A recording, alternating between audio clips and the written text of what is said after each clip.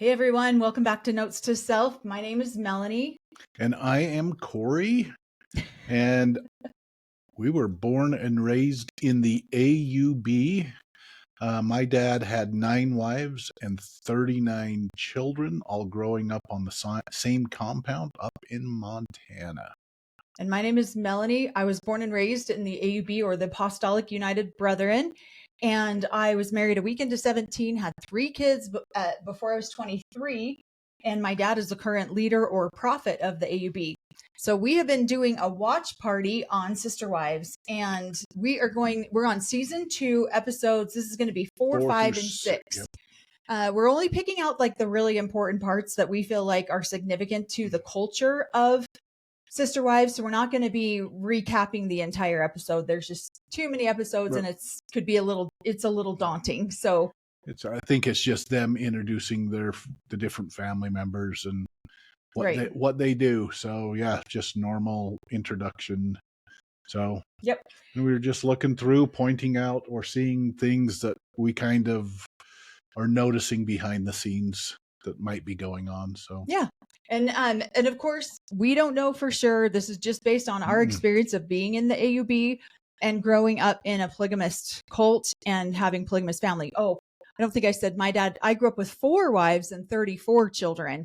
I always forget that part. Everyone's like, Cory had 9 wives. I think it's the 9 wives that throws people. Yeah, your dad. But then it's the 39 children. And I'm like, yeah, that's about average. I think for most average polygamous families is in the 30s for children. Yeah. So, okay. So season 2, episode 4, we start out with, they're just going to do a family day. They're going to the park. I think a lot of these outings are done for the camera, obviously, but I do remember being young and when our family was relatively young, we did a lot more family days and a lot more family activities, similar to this kind of stuff, but not so much when the family got bigger and older and the kids got older. So one of the things that they talk about is how they went to the park and they had a bunch of pizza and how that is splurging. Mm-hmm. And when you look at how many pizzas they had, I'm going to guesstimate that they probably had 15 pizzas. On average, every pizza costs at least $10, if not $15. So you're talking $300 in pizzas for the family. That's an expensive day at the park. Well, when was this filmed? Way back? 2000. $7. Never $7. We used to get Little Caesars for $5. Yeah, well, these weren't Little Caesars. These were the good kind of pizza. I mean, no diss on Little Caesars. I personally love them, but we don't eat pizza. Well, we didn't get them. We didn't get them when we were kids. I remember every once in a while you got to make your own pizza. Yeah. So it was kind of a make your own personal pizza. That was exciting, but that was a treat that we got when we were kids. So. Well, and you can see the relief on Christine's face when she says, yeah, we're going to do pizza. It's easy because, we all know that she just had Truly. She's going through a little bit of postpartum as well. So for her, where she's the main cook and provider in the family, food wise, then yeah, it's probably a relief for her that Cody agreed to do pizza. Yeah. And they're just that I feel like that they're trying to look, we're a normal family, so let's start to do stuff that normal families would do. Normal families do. So. But a lot of polygamous people don't take pizza and go to the park. I do remember going to KFC a while, quite a few times when we were growing up. But those were like special days, kind of like this. And I think that that's what they're trying to do is create special days. A, they're trying to blend Robin into the family. And B, they're having this for the show. So they're doing a lot of this for the show. One of the things that I think is interesting as you watch all the kids interact, we do try to watch the wives interact too, but we really watch what the kids do too, because that's really, we were the kids in this situation. So we relate to that a lot. I think it's really interesting throughout this entire day experience. They go get jack-o'-lanterns, they cut up the pumpkins, they do all this. But what I found interesting through every step of these scenes was these boys and how much they are protective of their little sisters and their little siblings. And in almost every scene, you see one of the boys holding Truly. And this is really I love this for them because I feel like you were probably that type of we big did. brother. We looked out after them to make sure that they weren't getting hurt. And right. Yeah, I definitely did.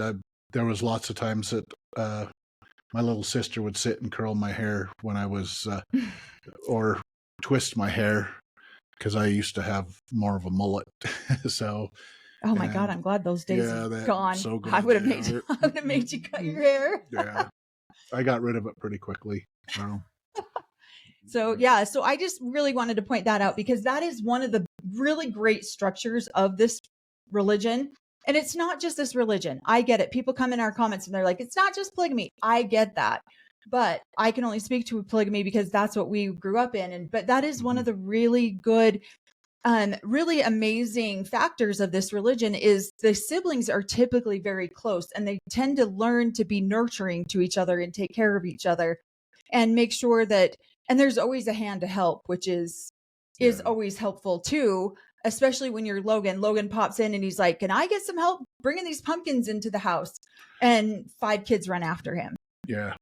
Ours different. We did celebrate Halloween a little bit when we were kids, but it was mostly getting to go down to the grandma's and doing a haunted house and getting some candy, fruit leather. Yeah. But we grew pumpkins and squashes. We were the ones growing those, and we would harvest them, but we didn't carve them into jack-o'-lanterns. We ate them. We prepared them.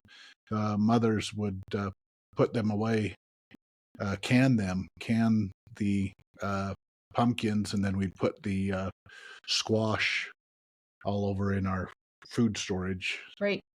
So we could eat them throughout the that wasn't something the fall. Yeah, we didn't carve any decor. Of them up. We harvest them and put food away with them. Yeah. So. And most polygamous people that I know don't celebrate Halloween. We did not celebrate Halloween. We were not allowed to go trick-or-treating. You know, my mom owned a health food store later on. She started a health food store when I was about 14, and she just didn't allow us to have the candy like that. And so my aunts, my mom and some of my aunts would do family parties, and we'd all go to someone's house and have a family party or something along that line. But a good chunk of majority of polygamous people don't celebrate Halloween. A lot of them do. Well, in clarification, nobody celebrated on the compound. I was just going to ask you that. Did you? The compound did not have trick-or-treating door to door. It was not a celebrated thing. Our parents would take us down to town, grandma's house in town, and they would put something on. And when he says grandma, he means a grandma from another mother. Yeah, another mother's grandmother or other kid. But they invited us all down there, and it was more like you had the little haunted house that you got to go through that they put together, but it was more. That's when they were drying leather, and you would go or fruit leather, and you'd go in and get a fruit leather as a treat. But it was almost like a harvest day too. We were down there working before you that little farm. Yeah, that little farm too. We worked a lot of little farms as we went throughout as kids. But it was exciting because you'd have the Halloween trip down there. And it wasn't going door to door. That's something we've done as parents as we've grown up. Yeah. But it wasn't the typical like these guys are doing. And you didn't get dressed up. So no, and no scary things. I noticed that one of the kids had a gun, and some of them were zombies with blood on them. And I thought that was interesting because we were never allowed to do that kind of stuff. And I don't know if that just changed when Robin came into the family, or if it's just something now. So that they did before. Halloween is one of our favorite holidays, and because of my mother always doing these family parties, I just picked that up as an adult. And when I started having children, I started doing family parties at my house, and everyone would come to my house for them, and I would decorate. And then Cory and I got married, and Cory just kind of added on to the fun of Halloween at our house. And so, but we were not allowed. And my younger siblings were actually allowed to celebrate Halloween, although us older siblings were not. Yeah. But our parents were a lot more strict with us. And so I think we're seeing that a lot more with the Browns too. There was a whole different level of parenting with the older kids than there is going to be with the younger kids. I can already see it coming. even in some of the comments some of the kids have made throughout. Yeah. What was interesting, what I really appreciated when we watch these episodes, what we like to do, this is one of the first episodes with the kids on the couch doing interviews. And those are the most, like, the ones that I watch the most. Yeah. And so whoever's speaking, we watch it once, we see what they're saying, and then we go back and we watch it again and we watch everyone else's reaction to what that one person is saying. And so what's funny is Logan is very charitable. He's very much a peacemaker. So, yeah, I wrote that down too because you're the one who said that word. Yeah. And so he just says that they're all talking about how well the blending of the family has gone. And some of the kids are like, you can see their body language. They're shaking their head. No. Hunter looks angry. Yeah, there's definitely the older children of there's definitely a different way that they were parented. You can kind of see it with previous ones where voices were being raised. There was yelling. That's something we grew up with. Yeah. And you were being reprimanded or taught what to do. And if you're not bleeding, come back when you're bleeding or something's broken. And you guys worked this out. And so when the little kids now are crying, those kids are just kind of shaking their head like, yeah, we would have never got away with that. That's not a way we were raised. So because the mothers don't have time either. Yeah, they don't have time to pay attention to every little squabble. It's like you really have to learn how to be self-sufficient and self-reliant in this religion. And it's very much, okay, don't tell mom or we're going to all get in trouble, or I'm going to tell mom. And they're like, good, she's not going to listen to you anyways. Or, well, and that's one of the things, if you were a tattletale, when we were growing up, it tended to be that we all got called into a meeting. We all got yelled at. So you very quickly, as children, you worked out your own differences and you didn't go and tell on any of the kids. And you talked to the kids if they were crying or if somebody got their feelings hurt. Right. Because if it went to the parents, you were all getting yelled at. So we're all getting a lesson in how to behave and how to be righteous children. And so they are seeing that Robin's kids basically get attention from crying, and that's exhausting. Those things. And so, those kids haven't learned to, hey, we're all going to get in trouble, because they probably don't get in trouble.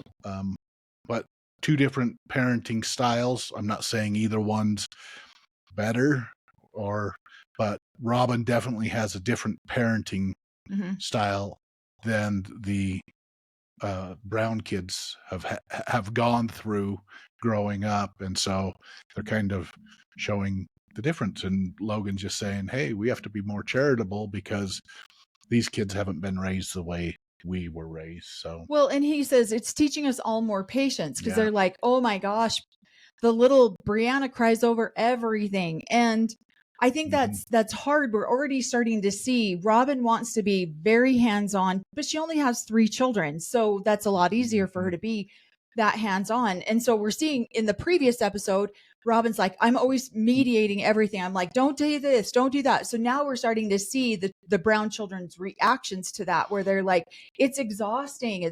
And then you see Maddie go, yeah, if you're not bleeding, come back, like go away until you're bleeding or something.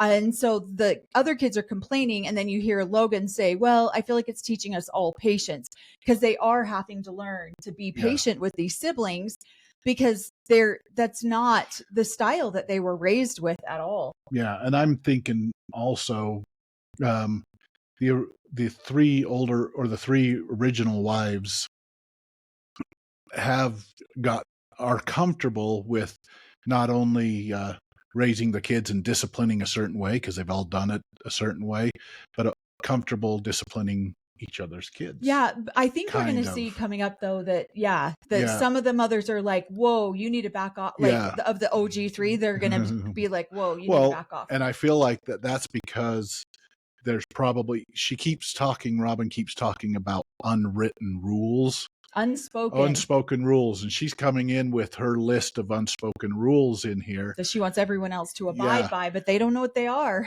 But she's stating some of them. She says in here, it's weird coming. I'm another mother, and so I'm seeing how the kids are going to handle it with me being another mom that comes in and bosses them around. And so she's coming in and setting herself as an authoritarian. Setting herself up as I should be able to boss you around. But it's not necessarily, you don't necessarily get to boss my kids around. I'm the professional in this. I'm the professional bosser. Yep. So I'm just like, we'll see how the older kids handle that. So they're not going to handle it well. They're going to start rebelling. And I think, we've seen clips in further seasons where Hunter has a problem with Robin and stuff. Mm-hmm. And these are the foundational seeds that you're seeing being planted. And then they're going to come to harvest when you see the older kids have resentments and anger. Well, especially some of the stuff my face is so bright. Yeah. Some of the stuff we grew up with, it's that I'm going to discipline you in the way that I discipline, but then you're like, wait a minute, you're willing to sit down and talk to me and discipline me for something that I did here, but you're not even going to do that with your own kids. So hypocrisy. So that's where I think you'll start to see the kids. Hypocrisy runs deep in this religion, very, very deeply. So, but one of the things too is it did give me a little nostalgia. I do remember backyard family activities. I do remember, we were young and having a lot of those types of activities in the favorite wife's backyard. We did not have them at our house. We had them at the favorite wife's house. And it, so it did give me a little bit of nostalgia to watch the siblings playing with each other and loving on each other and picking up the babies and loving on the babies. So it kind of gave me a little bit of the, gosh, I remember when we had some of those really good days. And I was too young to know all of the dynamics that were happening with the parents. And so I just thought we were a happy family. Like I saw some of the upsets, but I was too young to be involved. And my mom at that point did not start confiding in me some of the things maybe she shouldn't have confided in me at such a young age. And so I think that's part of where I had a little bit of the nostalgia that they're just having fun doing things. And so if you really stop to look at how much this one particular day cost them, pizza at the park, and then 500 pounds of pumpkins, what on earth? And I mean, you're talking that one afternoon for that many people, you're probably $500. Pumpkins alone were probably, I don't know, a stupid amount of money. Yeah. And so, they didn't. They went to the local farmers market. Now, Warrant, they were out in the country and there were a lot of different options for different farmers to be able to do that. But that's still an expensive day outing for a day that doesn't get to happen very often. Do you have anything else on episode 4? No, I don't. I'm moving on to episode 5. I've got my notes there. Yep. So episode 5, we are looking at individual family trips. This is where Christine and Cody take their kids down to Vegas and stay in a almost looked like a luxury hotel or something. Probably a timeshare is what I would guess it was. And so I think that was interesting. We didn't get to do a lot of individual family trips because it was just too expensive. But we did do a few of them, but they were like camping, because we didn't have to pay for a place to stay. You would camp in a tent, or you would, at one point my dad started doing rentals. And so he would rent out RVs and rent out boats and stuff like that. So we did get to use the RV once and go camping. Rich family. We were rich, and we got to take a boat with us that weekend. And I was 12. And I remember thinking we were the most spoiled kids on the planet because we got to go do that without any of the other families. And I think that was honestly one of the first family outings family vacations, if not the only family vacation I could remember. I'm going to have to talk to my mom about that. Did you guys ever do family vacations? When we were younger, when we were younger, my dad would take each wife out with her kids once a year and do a camping trip. Yeah. Ours was mostly camping because that's what we could afford. Yeah. And so we, as kids, always looked forward to that. We got to go fishing. We got to go do the camping trip. But that was for, I would say, there came a time when he was just getting too old and the mothers didn't want to go camping anymore. And so we as kids would go camping on our own with our older brother. So, but yeah, as a kid, I remember once a year you would wait to be able to go out and go camping. But it's interesting. We had different kind of camping trips. We did a lot of Dutch oven cooking from stuff that we brought from home. Right. So we didn't. So you did too. Yeah, it wasn't that you went out and got groceries to go cook. We brought our food. We'd catch fish. That was always awesome. He taught us how to clean and cook up the fish. So we'd have fish while we were on it. But most of the stuff that we brought were potatoes, eggs from our own chickens, all that stuff. We brought our food, learned how to survive or camp out there in the wild. It was super fun. Going to a fancy hotel in Vegas, unheard of. So, I mean, obviously, I think TLC money's starting to come in, and that's why he's able to do these types of things. Not every family can do that. Or TLC is starting to get them to starting to pay for some of these things, is what I'm assuming. Well, and Christine talks about her experience with a new wife coming into the family. And this is always really hard because when you're the last wife, you don't realize what the previous wives went through, that you don't. Yes, you get into the family and you start to realize jealousies and you start to realize that kind of stuff, but you don't watch your husband date a new girl. That's a whole different experience. Believe me, I know. I've watched my ex-husband date a new girl, and it is a whole different experience to watch him get the butterflies for the first time, be all excited for the first time because she's so, look how amazing she is. She does this, she does that. Oh, she's blonde. That was mine. And he dated me and I'm a brunette. And I'm like, why? He wanted a blonde. And so those are some of the things that Christine has now experienced for the first time. And that is one of the reasons why the last wife to come into the family gives the new wife to the husband, is because of this reason. Because she has not had that experience of giving that wife. So I think it's interesting. I love listening to the couch sessions with Robin and Mary and Janelle, because Janelle's just looking at these two like, you guys are crackheads.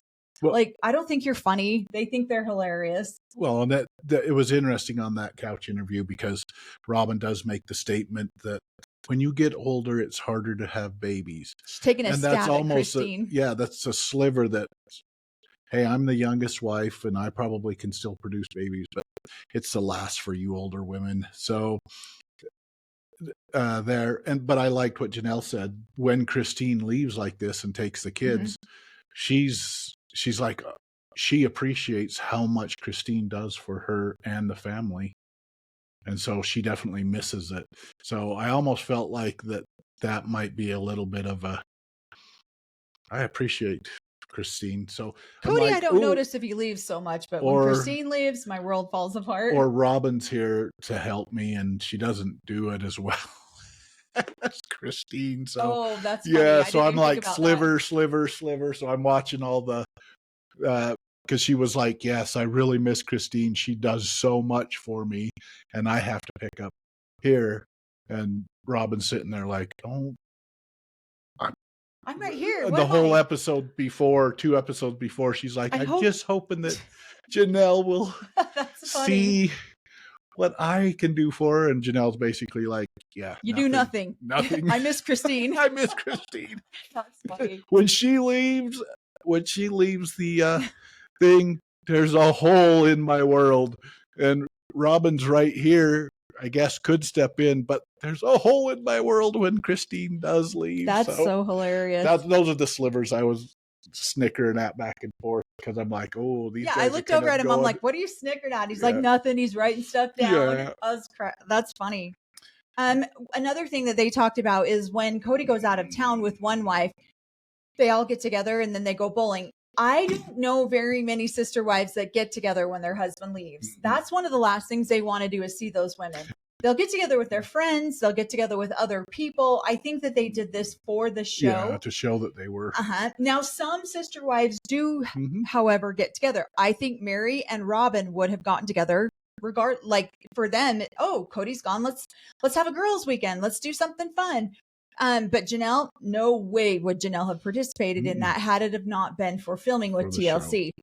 And so I really did appreciate some of Mary's very competitive. She's always been, ever since I've ever known her, she's been very competitive. And I love hanging out with competitive people. And so she spurs the kids on as she's bowling with them. And you see Hunter go, yeah, my only competition was Mary. So I appreciated watching some of that dynamic between the kids. I know that we have heard now that some of the kids have issues with Mary, but we're not at that part yet. We haven't seen that part, so we're not sure. We're just going off of what we see in this episode.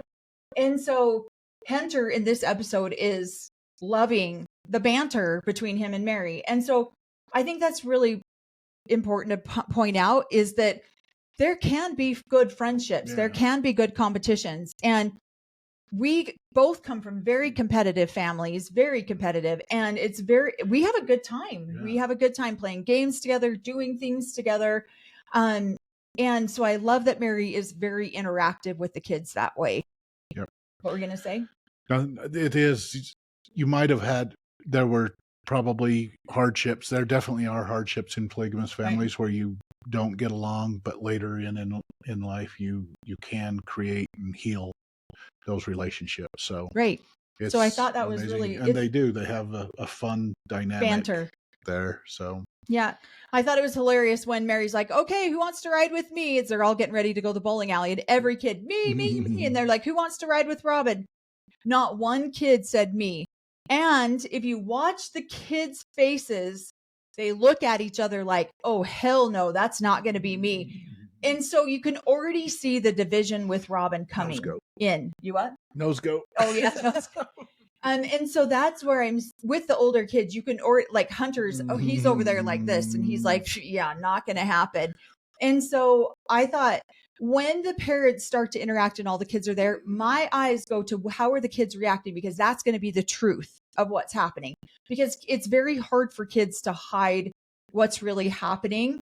A lot of times, even if they don't mean to, or even if they've been prepped and told what to do, they'll still be like, am I doing it right? And so you'll see that question look on their face. Like, did I get this one right? Did I do this one right?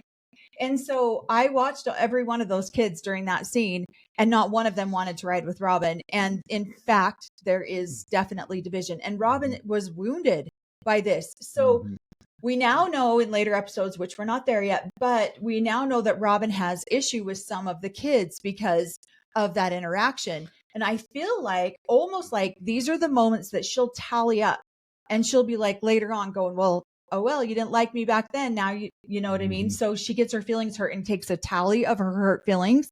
Yeah. What do you think? No, then I was just, then they have the scene where Cody and Christine are on the couch.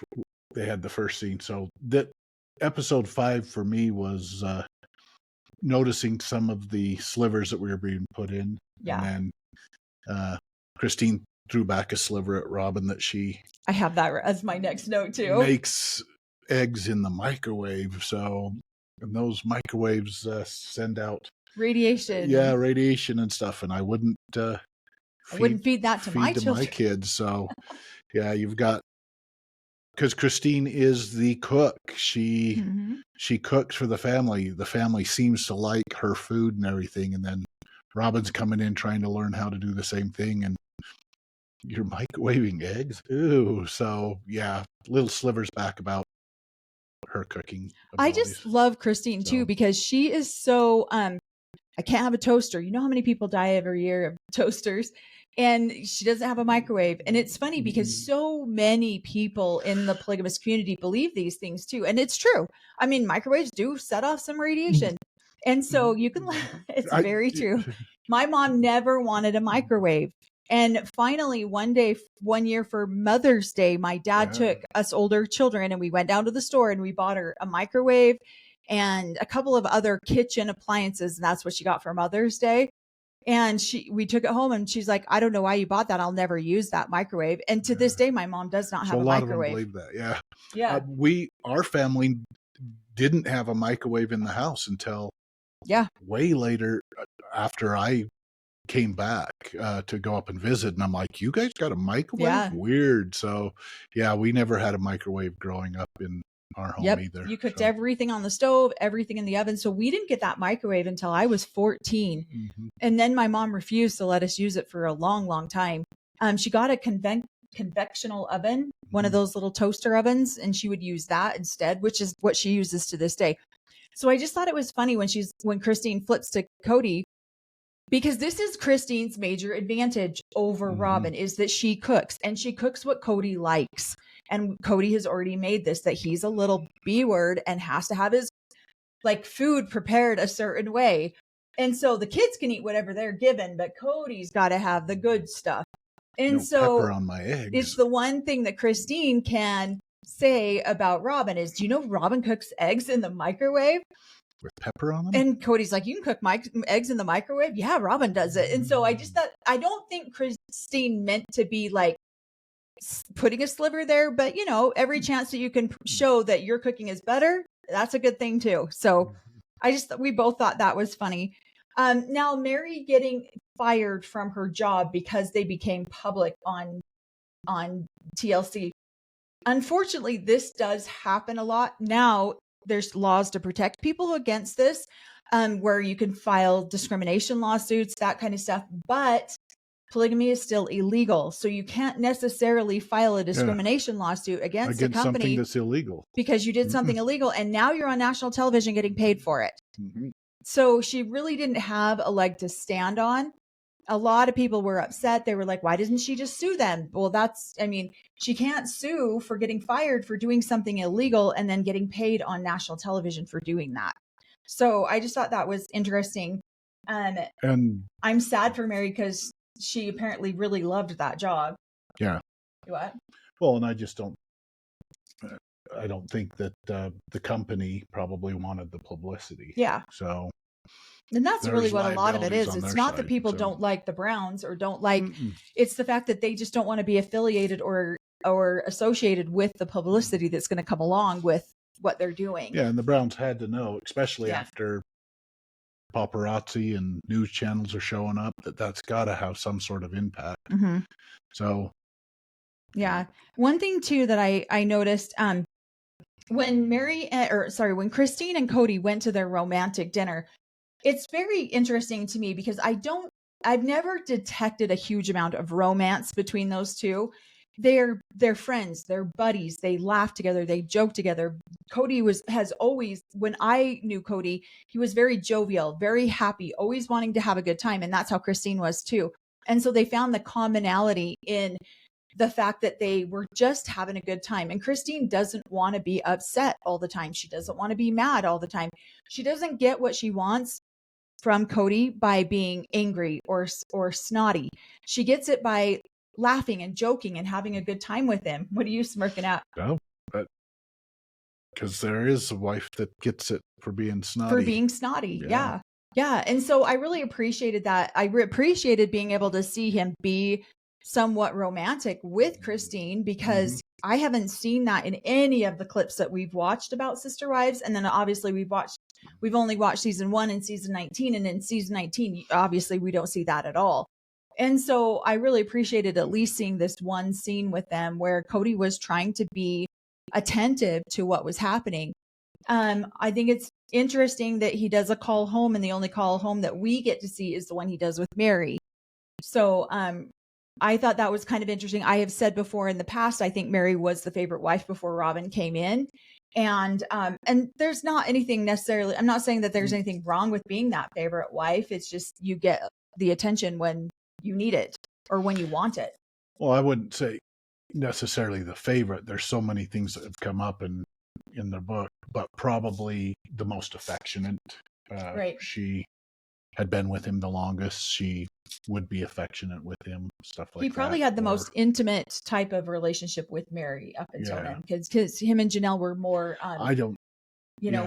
colleagues, if you will. Yep. And then him and Christine were more buddies and friends. So Mary would have been his more intimate partner until Robin came along, and Robin replaced that. Yeah. What? I just don't think there's something about a wife that comes in that he latches onto, that this is my soulmate.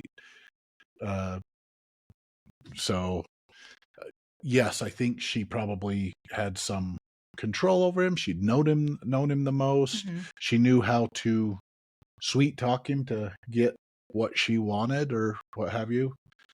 Could have probably been the favorite, but from what it looks like, especially in these first seasons, to how he treats Robin in later, Robin's definitely got that notch above. Oh, absolutely. But I think before Robin, it was Mary. Yeah, probably could. And he just didn't know that he could love as deeply and romantically as he does when Robin comes around. Oh, brother. Okay. That's end of episode 5. The only thing I wrote on episode 5, Christine did make a statement that they'd been married 17 years. And out of that 17 years, there were only 3 probably that they had problems.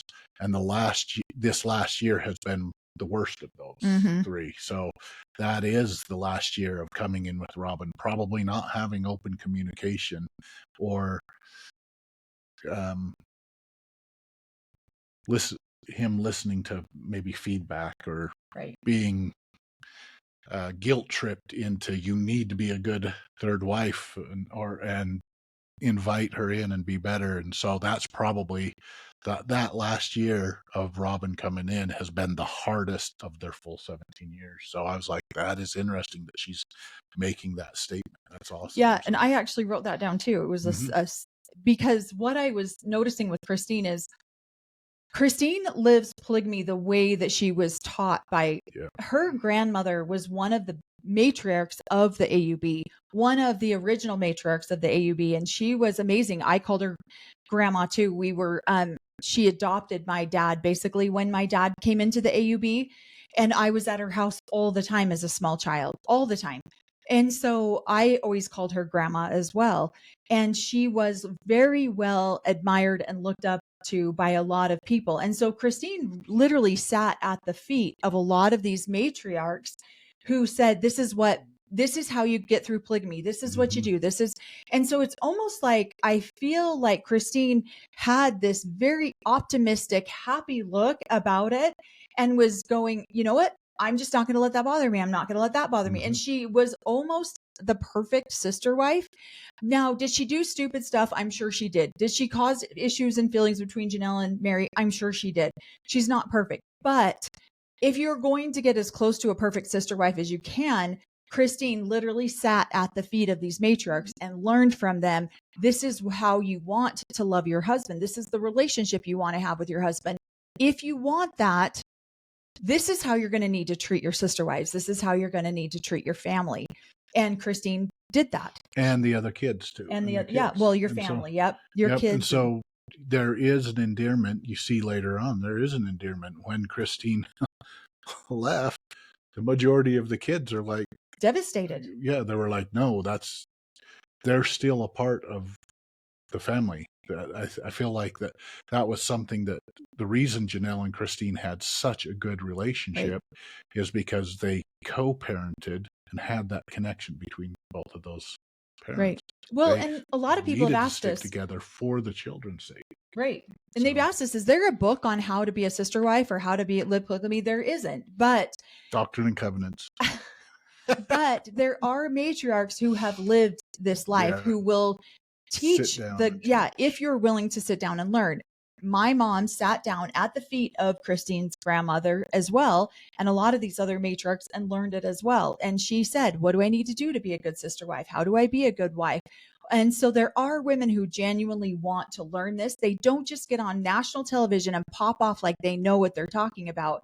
They actually go in there and they talk to people who have lived this way their entire lives. And they've learned at the feet of those matriarch women. And that's why they have been so successful in living this way. And yet a lot of those women are walked on too, because they're trying to have peace in their family and have years of bliss is the word that Christine used. We've been 17 years together, and only 3 of them have been relatively hard. 14 of them have been very blissful. And I feel like that's a lot of it is because she did learn, and she did take in those notes, which is why I named the channel Notes to Self, is because I learned and I went and I tried to figure out, I want to be like this. I want to be like that. I don't want. And I feel like Christine really did that too.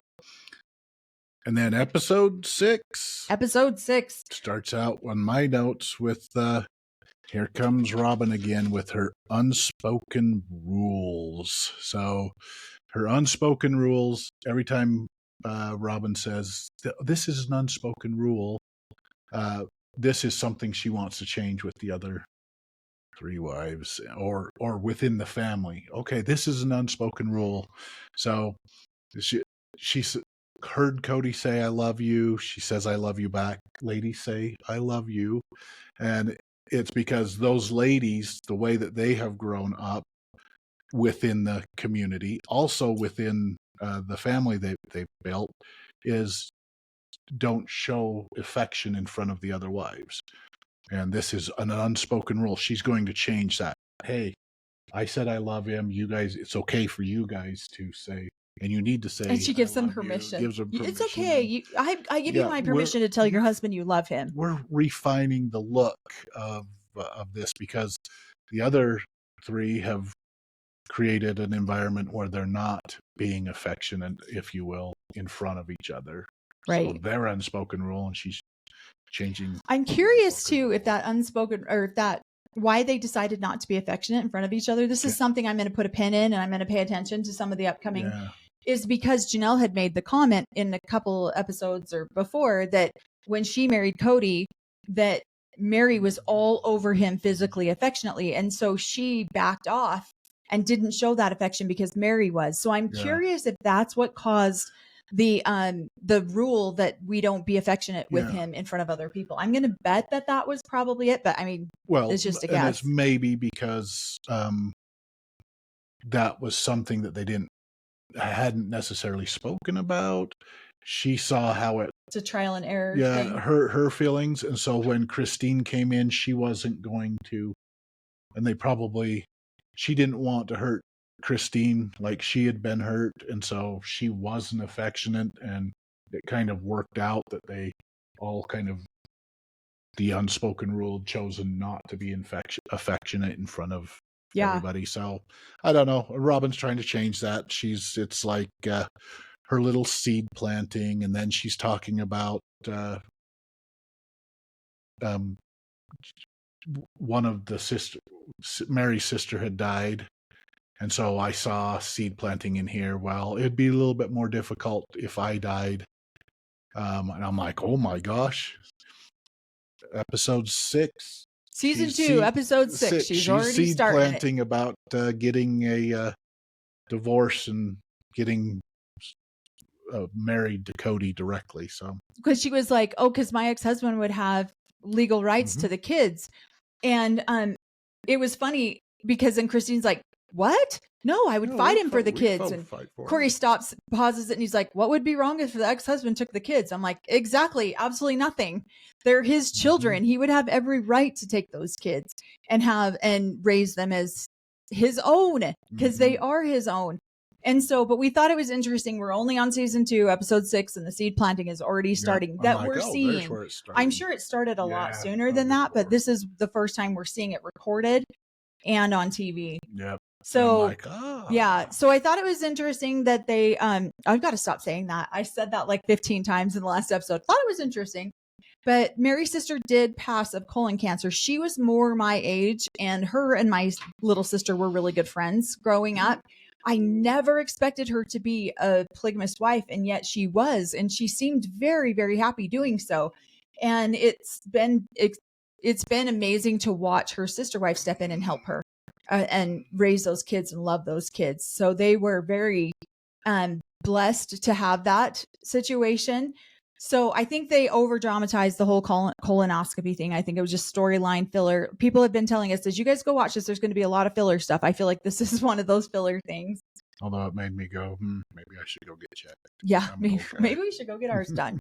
One of the things that they did talk about too is about having full rejection from public people. They're planning their friend appreciation dinner of those who have come along and accepted them when they didn't even know that they were public. They didn't know, that these were just people who accepted them just because of who they were, not because of their public status. And so I thought that was, another party thing. The Browns love to find reasons to party. This is another reason to party, which is awesome. Like, it's great to have these celebrations. And it's appreciation to those people that accepted it and didn't shun them. Right. Because I guarantee they're getting obviously shunned from or gossiped about from different work connections, but also from the community itself at this point. From the polygamous community. Community. So, and I guarantee, that there was no polygamists at this time that were like, let's get on the show with those guys. So I know that some did go on the show afterwards, but at this time it's probably taboo to have anybody from the AUB on the show. I don't know. I think we're going to see some people coming up, but I don't know for sure. But one of the things that they said too is that, now my brain went blank. Sorry. No, it's my fault. My brain just went blank. They're just talking about people who have rejected them and having to keep the lifestyle in secrecy. And Christine just casually mentions, my dad's dad, we had to keep things secret. My dad's dad went to prison for polygamy. And I just think it's funny because her dad's dad is actually the one who started the AUB. And we always called it the Allred group because his name was Rulin Allred and he's the one who started the AUB. So I think it's funny that she so casually just kind of, my dad's dad, no big deal, and so he was the founder. He's the one who converted Cory's dad and my dad and my mom. He was a doctor. He delivered me at birth, delivered Cory at birth. He was a really influential figure very influential in the AUB. So I loved how casually she just threw that out there. But when Cody talks about, yes, we have all experienced full rejection due to the way that we live. And it's funny. Have you ever really experienced a full level of rejection? From when people AUB find out members? That you came? No, not just from AUB members, just from people in general when they found out. I haven't either. Well, I have people who started to reject me and I was like, okay. And I guess I didn't let it sink in or hit me because I'm like, I didn't do any of this. I can't decide what my parents do. I can't decide what I was born into. Heck no. Everybody loves me, including my brother husband. It's very true. Cory definitely has the belief that everybody in this world loves him. And if they don't, they just don't know me yet. Hang around, you'll get to know me. Yeah. I think I'm kind of cool. So. I know people who have experienced 100% full rejection from people, but for me, it's just funny. I guess I just never, I just laugh at people when they think that they have that much control that they can reject us. Okay. Yeah. I don't care. I was never a polygamous man though. I was a polygamous child. So I know, right? They have more questions. They want more information on what was it like growing up like that. So. And a lot of these couch interviews are really interesting to me because you've got Mary, Robin, and Janelle and Christine, and they're all sitting on the couch and they're talking. They're like, everyone wants to make this religion about the men, but it's really about the girls. We're girls. And I'm like, I didn't know very many girls growing up in this religion. They were mean and they would stab you in the back in 2 seconds and they would do anything to advance their favor to their husband over yours. And was there some that got along? Absolutely. Was there some that were sweet and nice? Absolutely. But the majority of women that I saw and I personally experienced were not girls by any means. Especially not the first year or two of a new wife coming in. Right. That's usually when the fights were going on. Right. So, and as they're settling in. So. Right. And Mary and Robin are just these giggly little girlfriends. And And Janelle's looking at them like, you guys are so dumb. And so I think it's funny because they're going to the grocery store to buy groceries for this friend appreciation thing. And Janelle's like, yeah, this is why I don't go to the store with you guys, because you guys are embarrassing. And so I've known quite a few women in the AUB that get giggly like that. They get, they just have a good time with each other. And that's amazing that they can do that. I personally would have been more like Janelle. I would not have. She's a serious one. There's some of us that lerp around and have fun. She's a serious one. Like, no. I'm like, let's get down to business. Yeah, let's get things done. done. Get it done. Yeah. And so that's one of the reasons why I relate to Mary so well. But Mary has that goofy, giggly side to her that it's going to take me a bottle of wine to get to that giggly, goofy side. So I thought that was interesting to watch that dynamic go on, because Christine's not the best friend, but Christine doesn't care because she's having a great time. So she doesn't need to be your best friend. She's just there having a good party, right? And Janelle's the one that's over here like, yeah, I have no interest whatsoever about hanging out with you girls.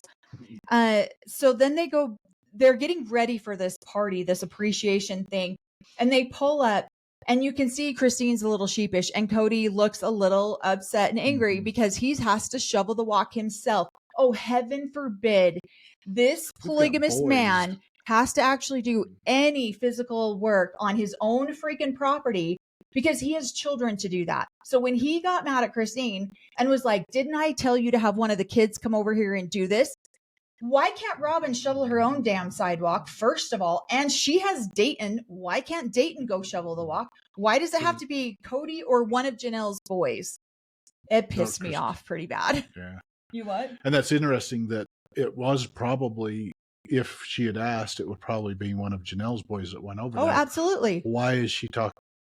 And that's an interesting dynamic, that he would have Christine have those boys go over there, probably because Janelle was working. Right. But now he's going to get frustrated with Christine, and Christine's like, well, he's not in the mood, so I'm just going to cruise. I'm going to try to sneak past him as fast as I can. Cruise right in. Hey, didn't hear anything. In you go. Yep. And so you can see that there is not only that, but then there's what is it? Frustration with many of the others. Mary, as you can see through the show, she does a lot of decorating. She knows how to organize things. And she's trying to explain it to Robin. Robin thinks it should go the other way. And Cody is in there, kind of supposed to be the priesthood leader and help make that decision. And he comes in there and looks. Now it's a question between the young wife. You're talking about the organization of the where tables they're organizing for the party? tables. Oh, gotcha. Or Mary's way. So he's got to make a decision. He's got to make a decision. Because Mary's like, I think it should be this way, but Robin thinks it should be this way. What do you think? And he's like, oh, shit. Oh, crap. I'm in you can see the trouble on his face. And the way the tables were set up for the thing, Mary's way worked out great. And so then you see Robin, who is supposed to be a mother and a boss of the kids and everything, throw a tantrum, slam the table. She's throwing the table around and flipping it around, throwing a tantrum. She's like, I guess we'll do it this way and see how it works. And she picks up the table and she slams it and throws it. I'm like, oh, Cody's in trouble. So, yeah, Cody's in trouble at this point. Robin's upset. Cody was upset at Janelle or Christine. And so, yeah, it was interesting to watch the whole tantrum. Well, they're talking about how much easier things are when Cody's not around. Well, it's easier because they don't want to hurt each other's feelings. And so Robin can say, no, Mary, it's not going to work like that. And Mary can be like, yes, it is, because this is the more effective way to do it. And Robin can win because Mary's going to let her win so that she doesn't cause any issues. Well, Cody comes in and upsets that apple cart, and both of us, we paused the TV and we were like, holy smokes, we're only on episode 6, and if she's going to be that aggressive and that angry and slamming tables around on camera, what is she doing behind the behind camera. the scenes, off camera. What temper tantrums is she throwing off camera? Because the tables weren't set up the way she thought they should be. That makes absolutely no sense whatsoever. Yeah. Yep. I thought that one was very interesting I'm not going to say that anymore. I thought that one was funny that, yeah, she's like, this is a girls' event. We all get along. We're all cooking. We're all doing all these things together. I think that those moments when the sister wives, not just the Browns, but sister wives in general get together is when it's canning season or when it's like you're trying to food prep or food storage. Most of the time women, or it's a holiday, it's Thanksgiving or it's Christmas or something to that effect. Most of the time they don't enjoy standing in the kitchen cooking together because you're cooking it wrong or you're not cooking it the way I like it or I'm not cooking it the way you like it. And there's just too many differences. And so I have not ever really seen a successful. No. In fact, we just got some of our home videos digitalized, and on that is a family Thanksgiving from when I was 14. And I missed a lot of this, but you can see the wives slamming shit around in the kitchen because someone's not cooking the potatoes the way I told them to, or someone's not doing this. And so that doesn't always happen. It might happen with Mary and Robin because Mary will succumb to Robin's demands, but it's not happening with the other wives. Well, and it doesn't happen in real life within the way we grew up. I should say the way I grew up in Pinesdale. One of the wives had a cook week, and usually if you came in to help or if she asked for help, you did it the way she asked you to help. No, prepare. The way she told you to do it. And there was one of the wives that was really bossy in our family, and one of the wives is cooking in there doing it, and she's just standing back with the bossy wife had her arms crossed. You're doing it wrong. You're doing this wrong. You need to do that. Well, it wasn't her cook week, and she's chirping out orders. Barking orders. Yeah. And all of a sudden we were in there helping that mother prepare stuff. And all of a sudden a bag of flour came flying across the room and hit the bossy wife right in the side of the head.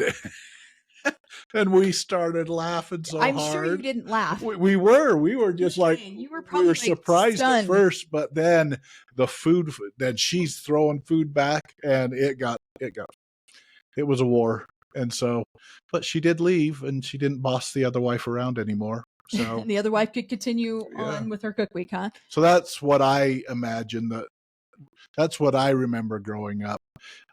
Usually if one wife was doing the cooking, you didn't go in there and tell her what to do. Huh? It didn't last very long if you did. So. Oh my gosh, it's so funny. But I want to bounce back. This is the end of episode 6, but I want to bounce back to Cody shoveling the sidewalk because I want to talk about that a little bit more. I feel like this happens quite often where one wife will have perfectly capable children and the other wife has the work children, and they're the ones that can do the dirty deeds or the cleaning up the stuff that the perfectly healthy children could do themselves, but their mom's not going to make them. And so that one really pissed me off a little bit when I saw Cody do that, because Christine was like, oh shoot, I was supposed to have one of the kids come and do this. And so I feel like my mom's kids were the workhorses. Your mom's kids were the workhorses. You know, I had a sister who's 3 years, not even maybe quite 4 years younger than me.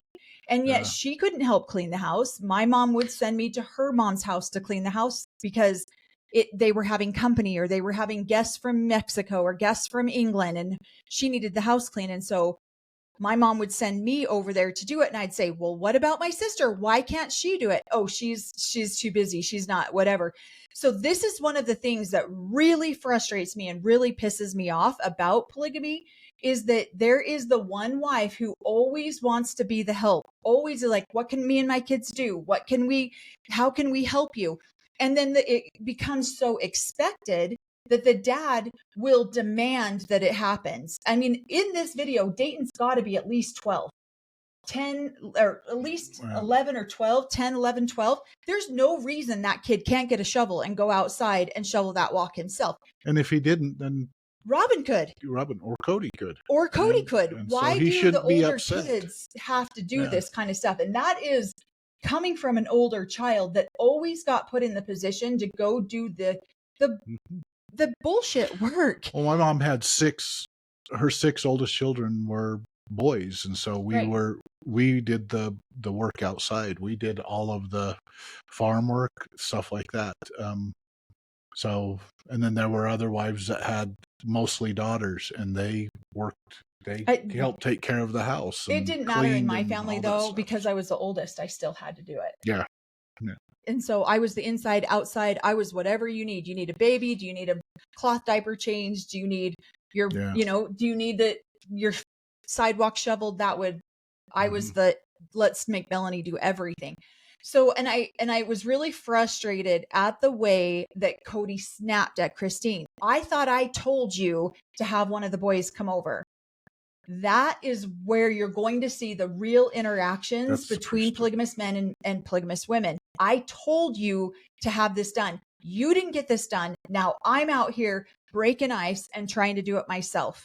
Now all of a sudden it becomes Christine's problem. It's no longer Robin's problem, even though it's Robin's house. But guess what? I guarantee you Robin didn't send any of her kids over to Christine's house to shovel her walk. Christine did that. Or Mary, well, I'm sure Mary didn't do that either, because they would have made one of Christine and one of Janelle's kids do this type of work. And so there tends to be the workhorse portion of the family. And I feel like in my experience, I see this happen in almost every single polygamous family that I know of, that there's kids who are princesses and they're the ones who get to sit inside and play on the video games and do all of that stuff, while the other kids are the ones out there chucking the wood. And you're smirking. Well, you're talking about us. You guys didn't chuck wood, did you? Nope. But I definitely did all the other things. Yep. So I really wanted to point that out, because you're starting to see some of the dynamics in why Christine is frustrated with Robin. Why do her kids have to do that? And what are we not seeing that's not being filmed, that these kids are like, why do I have to go over and do this for Robin? She's got perfectly capable children and she's perfectly capable. Why is that my responsibility now? So you're starting to see a lot of the responsibilities that Robin and her children could handle on their own shifted and given to the other kids. Well, and the interesting part is those kids probably have chores of their and things to do around the house. And now this is kind of where Janelle has made the statement that now this marriage has caused a responsibility, a financial burden and responsibility, but it's also causing a chore responsibility too. For me and my family.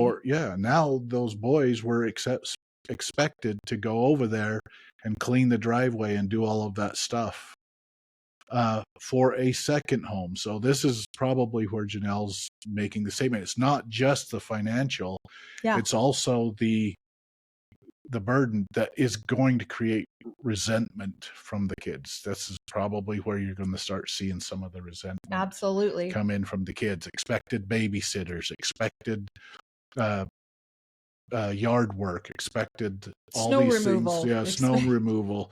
These are all expected of those children to add on to those chores, add on to that stuff, and be, as she said so eloquently, boss around the children. So she showed up as a new boss, kind of wanting stuff and throwing a tantrum on TV.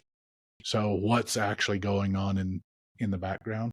Right. She's throwing a tantrum. Yeah. She's doing that to the kids. Cody probably had some strong words to the kids too, and they probably didn't even know, but they still got talked to. And so now Christine gets to go into this friend appreciation party upset because she just got disciplined by Cody. And so now she's going to go into this and she's going to avoid Cody because she's going to watch Cody have a good relationship with Janelle, Mary, and Christine. Or, I mean, Janelle, Mary, and Robin. Not with Robin. Because Robin just got overruled by Mary. By Mary, and threw a tantrum. So he's at odds with two of his wives at that table already. Yeah. And so because Christine was disciplined like a child, now she gets to go in and spend the rest of the evening like this when she probably just wanted to go home at that point and probably didn't even want to have it. So anyways, I really wanted to point that part of it out because this is what does plant these seeds, what you're going to start seeing happen in later seasons from what we've noticed. Go ahead. Nothing, just resentment started here. So right. These are the little myself like I did last time. So also a lot of people have asked us who this extra girl is in pictures with Robin, because Robin posted, like, there's been a bunch of pictures of Robin and a best friend or a sister, and they've asked me, do you guys know who this is? Is this her sister? And I've always responded, no. Well, you see that at the end of episode 6, that was Robin's best friend, childhood best friend. So I just wanted to address that because I get so many questions about Robin all the time and who's in pictures with her. I never had met these people, obviously. I don't know who they are either. Yeah. And so at the end of episode 6, they showed these exact same pictures that they showed throughout season 19. And Robin claims that she's her best friend from high school. Yeah. So probably a Gentile. Yeah. So. Yeah. And somebody said, what is Gentile? Cory keeps saying it. We don't know what that means. Why are you guys referring to that? And so Gentile is basically anybody who is outside of the AUB. It doesn't matter what religion you are, doesn't matter what you do. If you are not one of God's chosen people that live in the AUB, then you're considered a Gentile. Yep. Even if you are a polygamist of another group, you would still be considered a Gentile because you're not with the one true group with the one true priesthood.